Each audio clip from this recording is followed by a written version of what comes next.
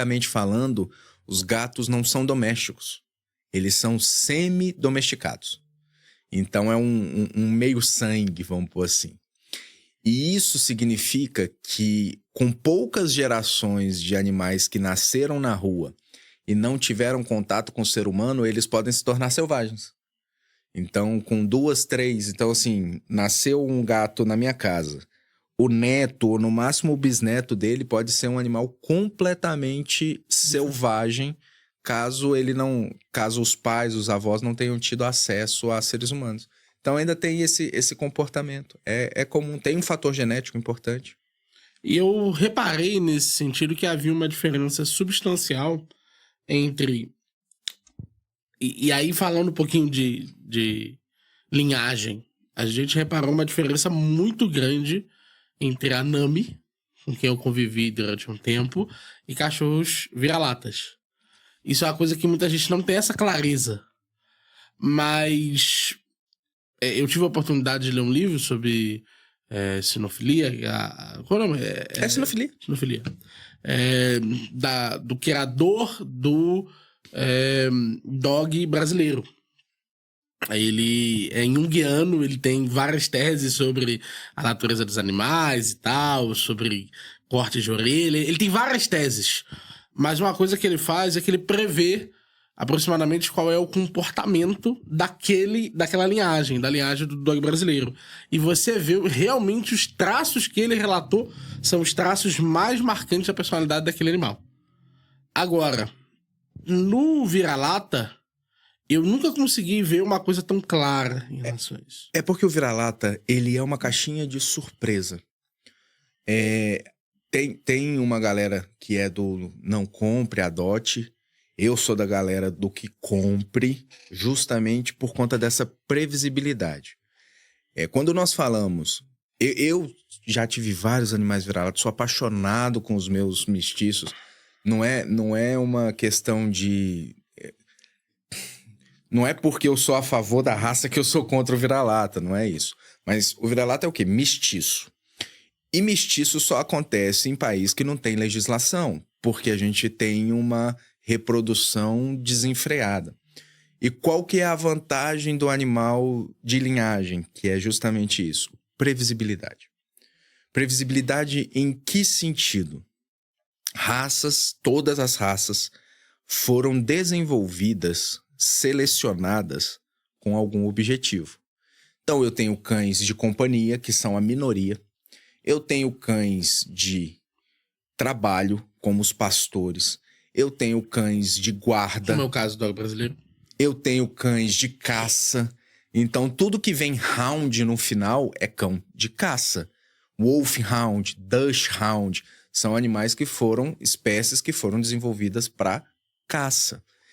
E aí, eu tenho essas vantagens porque se eu pego um Dachshund, salsichinha, né, o famoso COFAP, ele é um animal de caça e ele, se eu não me engano, Dachs é doninha, caçador de doninha. Então ele tem aquele corpo encurvado e rebaixado para entrar num buraco e é por isso que ele destrói a casa inteira e qualquer coisa que ele vê, ele corre atrás, porque é um animal de caça. Então, é um animal que costuma, se a gente não dá certos limites, vai destruir a casa, pode se tornar agressivo. E eu sei também qual é o tamanho que ele vai ficar. Então, a vantagem da linhagem é essa. Eu conheço o temperamento, eu sei qual é a pelagem que vai ficar, eu sei qual é o tamanho que vai ficar. E isso é interessante por quê? Porque eu pego um dog alemão, é um cão gigante, o tamanho de um bezerro, maior do que essa mesa. Ele cabe dentro de um apartamento. Porque ele tem um baixo nível, quando é bem selecionado, existem exceções, claro. Mas é um animal de baixo nível de atividade. Agora, se eu pego um Fox Paulistinha, que é um animal de alto nível de... Que é bem menor. Que é bem menor, é um quinto do tamanho do dog alemão, se for tudo isso, eu acho que ainda é menor. Mas que ele tem uma energia que não cabe dentro do apartamento. E aí a gente começa a ver isso, porque... Quando eu vou pro vira-lata, é uma caixinha de surpresa. Eu já peguei vira-lata que a gente olha assim, o filhote era desse tamanho E ele adulto ficou desse tamanho. E eu já tive o contrário, que o filhote era desse tamanho e ele adulto ficou... Então a gente... eu acho muito vantajoso por muitos motivos essa questão da linhagem, exatamente por isso. É previsível.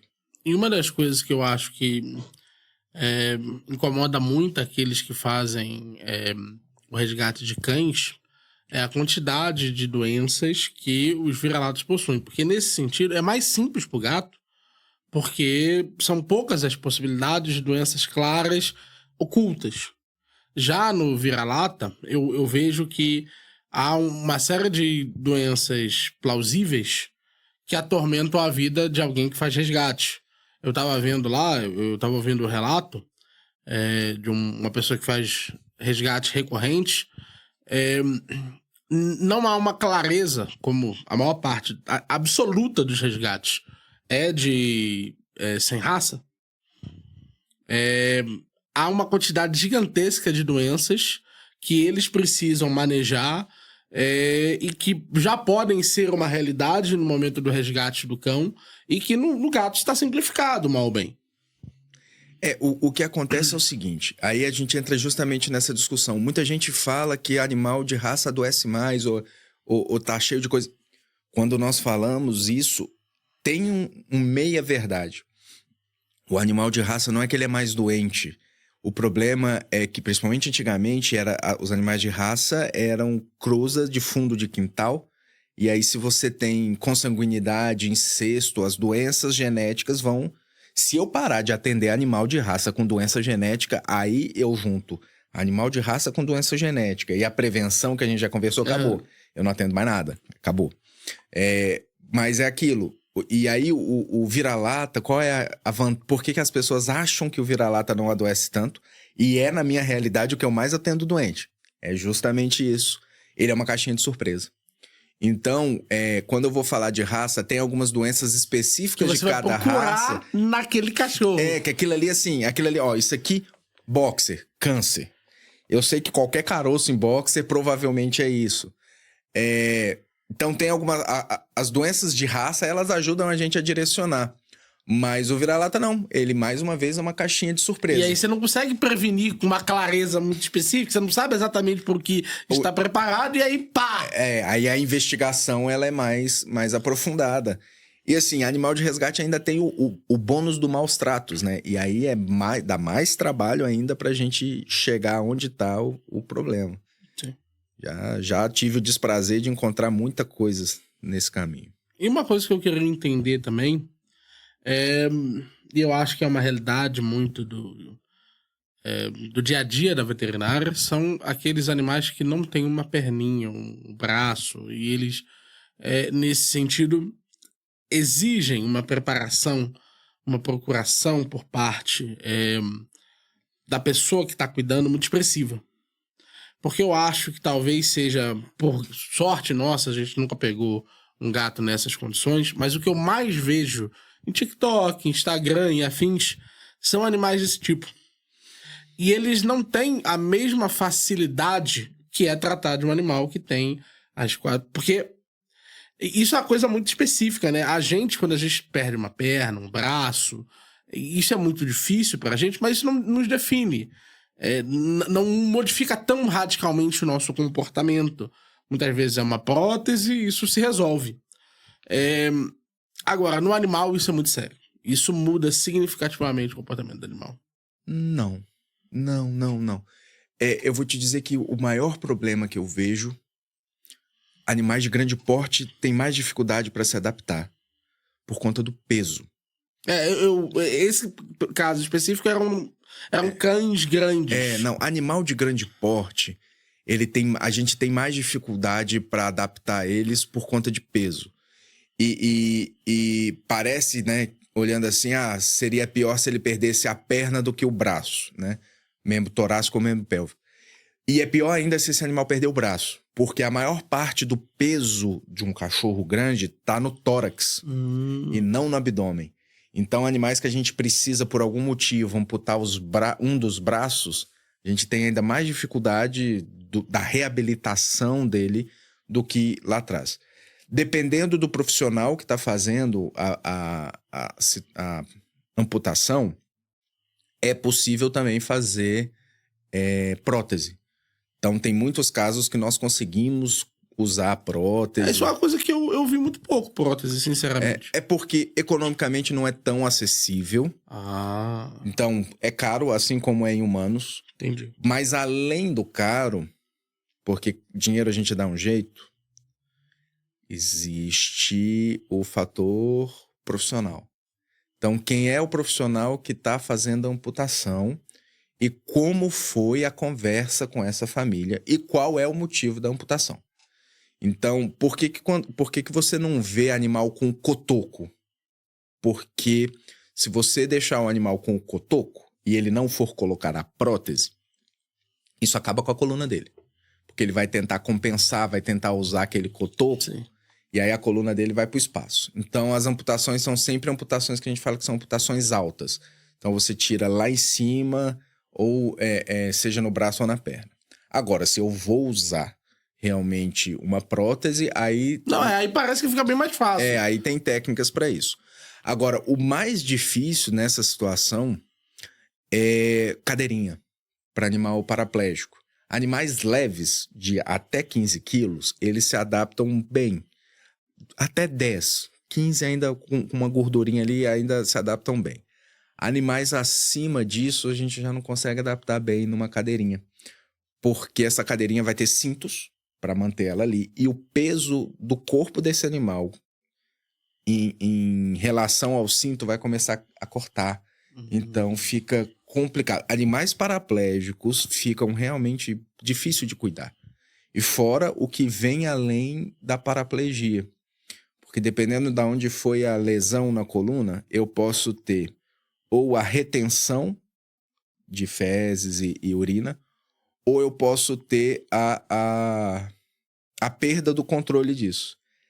Perder o controle é mais fácil. Agora, quando você tem um problema de retenção, que aí você vai ter que fazer massagem, ajudar esse animal a evacuar, aí é... Não, agora eu entendi. complicado. Então, se o profissional e as pessoas têm a capacidade, a possibilidade de fazer a prótese, realmente me parece que fica mais fácil. Mas a maior parte esmagadora dos casos que eu vi na internet não tinha prótese. Por quê? Porque muitas vezes não é nem proposto. Então, Então não é que a pessoa não faria, é porque ela não pôde nem dizer não. Então, quantas vezes eu ouvi, eu nem sabia que isso existia. Mas existia. Então, quando eu falo de uma castração de fêmea de grande porte, igual a Nami, que é grandona, se eu vou fazer uma castração, eu sempre proponho para as famílias uma outra cirurgia além da castração. Porque eu já tô com a barriguinha aberta, eu faço ainda uma outra cirurgia, porque só vai aumentar um pouco o corte. Porque animais de grande porte, a gente pode ter a rotação do estômago. E aí, se tem como fazer uma cirurgia preventiva para que esse estômago não gire no próprio eixo, e é sempre um problemão. Agora, a maior parte das pessoas nunca ouviu falar nisso. Isso não sou eu, veterinário, para falar que isso existe. Ela nem sabe. Ela nunca vai saber. E eu, como empresário, sempre, existe essa cirurgia que pode evitar isso, isso, isso. Não é uma cirurgia obrigatória. Mas se eu, como empresário, não tô querendo te vender uma coisa a mais, eu já tenho 2 motivos para te falar. Primeiro, porque é preventivo. E segundo, que dá para aproveitar ali aquele momento. Vai ser 15 minutos a mais de cirurgia. Mas muitos talvez porque eles não têm a habilidade de fazer uma prótese. Não é qualquer um que faz a prótese. Isso aí, eu, por exemplo, não tenho competência para fazer uma prótese. Mas tenho competência para fazer uma cirurgia de forma A viabilizar. que a viabilize a prótese. Então é isso. Também não é todo caso que é possível viabilizar a prótese. Então existe um tumor ósseo que chama-se osteosarcoma. É o terror. Para mim é um dos piores tumores que tem. A cirurgia tem... Ainda assim eu já vi alguns ortopedistas não amputando, fazendo diferente. Mas eu, na minha experiência, eu faço diferente. Eu vou amputar mesmo. É a minha conduta. Mas existem outras condutas. E aí, assim, eu preciso conversar com a família. Existe essa possibilidade, mas se for o osteosarcoma, não tem jeito. Então, se não for proposto, É como você disse, eu nunca vi, nunca ouviu falar, porque ninguém nunca conversou com você sobre Não, isso. pode ser que eu nunca vi, eu já vi prótese. Mas nesse perfil de. Mas não de é o resgate comum. muito raro. E assim, quando a gente fala de resgate, é ainda mais complicado, porque o resgate sempre trabalha com recurso Limitado. muito, muito estreito. E fica caro. Sim, Fica caro. inevitável.